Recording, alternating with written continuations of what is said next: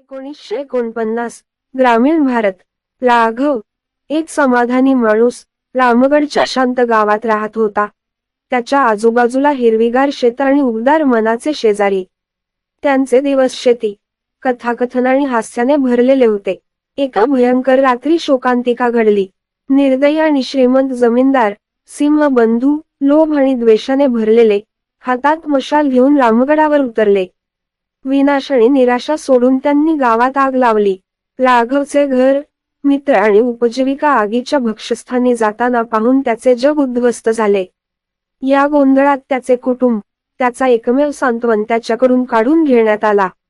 दुःख आणि रागाने ग्रासलेल्या राघवने आपल्या गावाचा सूड उगवण्याची शपथ घेतली. दृढ निश्चय आणि आपल्या प्रियजनांच्या स्मरणाने त्याने सिंहबंधूंच्या इस्टेटमध्ये 300 मैलांचा धोकादायक प्रवास सुरू केला. अनेक आठवडे चालल्यानंतर राघव इस्टेटमध्ये पोहोचला.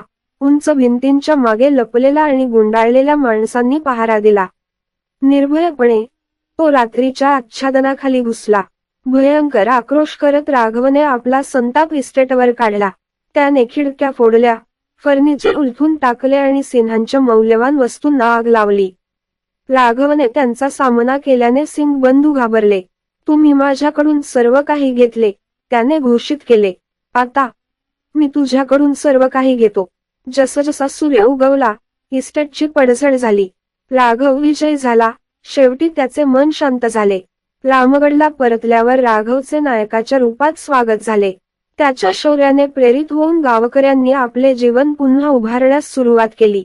वर्षे लोटली आणि रामगडाची भरभराट झाली. राघव एक आदरणीय फेत बनला. त्याने त्याच्या गावाला समृद्धीकडे नेले. राघवच्या कथेने एक आठवण म्हणून काम केले की प्रतिकूल परिस्थितीतही धैर्य आणि दृढनिश्चय द्वेषापेक्षा अधिक तेजस्वी आग पेटवू शकते. रामगडावर सूर्यास्त होताच राघवने पुन्हा उभारलेल्या गावाकडे पाहिले. त्याचे हृदय समाधानाने व बंदिस्त झाले.